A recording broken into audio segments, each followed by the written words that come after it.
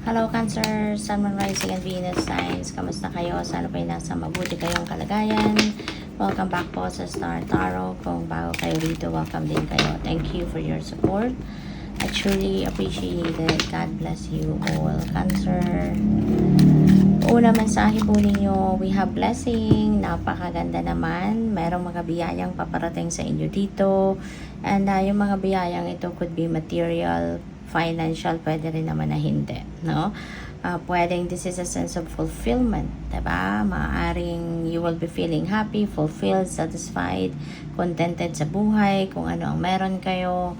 Pwedeng magaganda na yung pakiramdam ninyo, yung well-being ninyo, siguro you are healthy na, maaaring magandang resulta ng mga blood work ninyo, pwedeng ganon, or kahit anumang klaseng mga examinations ang tinik ninyo, maaaring maganda ang resulta, positibo, yung mga ganon.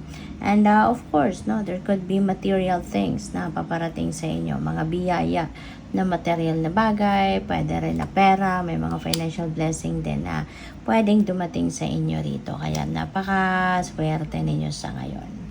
What else? We have accident. Ayan. So, mag-iingat kayo. This is a warning para sa'yo.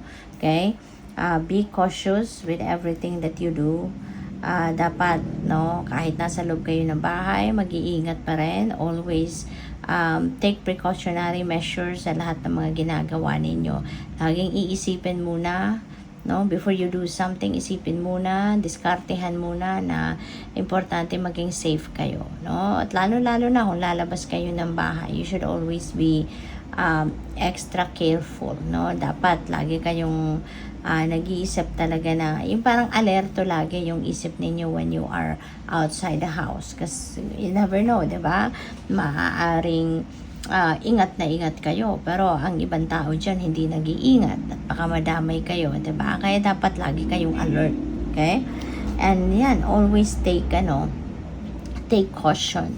So, what else? We have eternal love. Wow, ang swerte ninyo. Kasi baka na-meet nyo na yung eternal love ninyo. Or baka yung person ninyo ngayon, yung nakakasama ninyo sa buhay, baka siya na yung inyong eternal love, hindi ba? Baka siya yung soulmate ninyo, baka siya na yung twin flame ninyo. Kaya, you are so blessed talaga. What else? We have introvert. Ayan. Reminder ito para sa iba sa inyo dyan, Cancer, na baka nakakaligtaan nyo na, no? Na makipag-communicate din sa mga tao na nasa paligid ninyo, mga kapamilya ninyo, baka yung mga tao sa loob ng bahay ninyo, hindi nyo na nakakausap, hindi nyo na napapansin because maybe you are so focused, no, on social media. Baka ang karamihan ng oras ninyo napupunta doon sa social media. Lagi lang kayo siguro nasa cellphone, diba? Nasa gadget ninyo. Baka busy ang iba sa inyo sa pag-online games.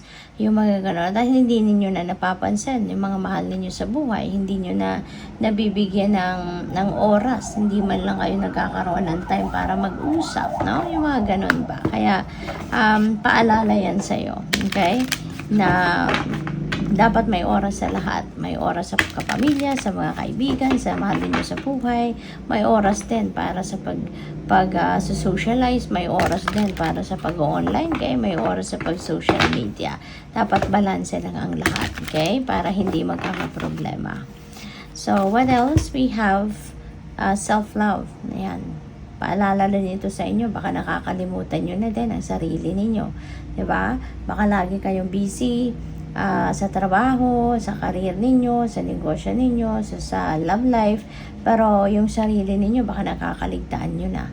So, importante din ito na alalahanin ninyo yung pagmamahal din para sa sarili ninyo while you are taking care of other people, diba? While you are of service to other people, no? Huwag ninyong kakalimutan yung pagmamahal din, pag-aalaga din, pagsa-self-care nyo din, okay? Kasi, di ba, paano nyo naman magagampanan yung trabaho ninyo? Paano ninyo magagampanan yung obligasyon ninyo if, di ba, nanghihina na kayo, pagod na kayo, di ba, hindi na rin kayo makakapag-concentrate. And how can you also give love if you don't have it? 'Diba? Kaya kailangan unahin muna yung sarili. Unahin mo ng alagaan ang sarili, mahalin ang sarili so that you would have more than enough, 'diba? To share with other people. So, what else? We have number 78, spiritual career. Ayan. So, ang iba siguro sa inyo rito, no, Cancer, baka magkakaroon kayo ngayon ng shift, no, ng career. Baka may change of career path kayo ngayon from office job siguro. You're going to embrace a spiritual career.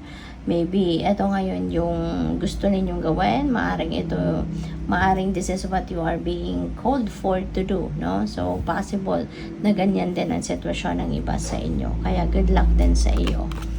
We have number 56, relationship change. Ayan. So, you know what?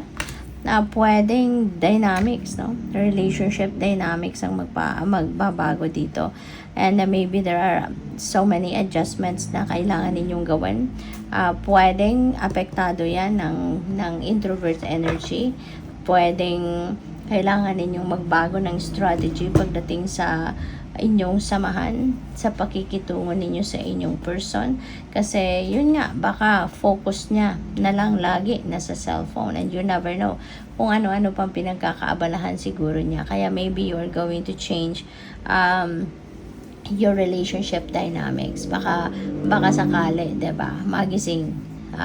Magising yung person ninyo at magbalik na yung dati niyang passion, instead na passion sa cellphone, no, passion para sa inyo, para sa inyong relationship, no, ang mangyari yung ganon. Kaya pwede rin na ang iba sa inyo rito na yung relationship na to is not only limited to love and romantic relationship. Pwede rin naman na mayroong magbabago, no, sa inyong relasyon sa mga tao sa paligid ninyo, sa colleagues ninyo, sa mga trabaho ninyo. Yun nga, sa person ninyo, or baka sa mga kaibigan or kapamilya, no? So there could be something that is going to change dyan sa inyong mga pakikitungo sa inyong mga mahal sa buhay. So good luck. Thank you for watching. Love and light. Namaste.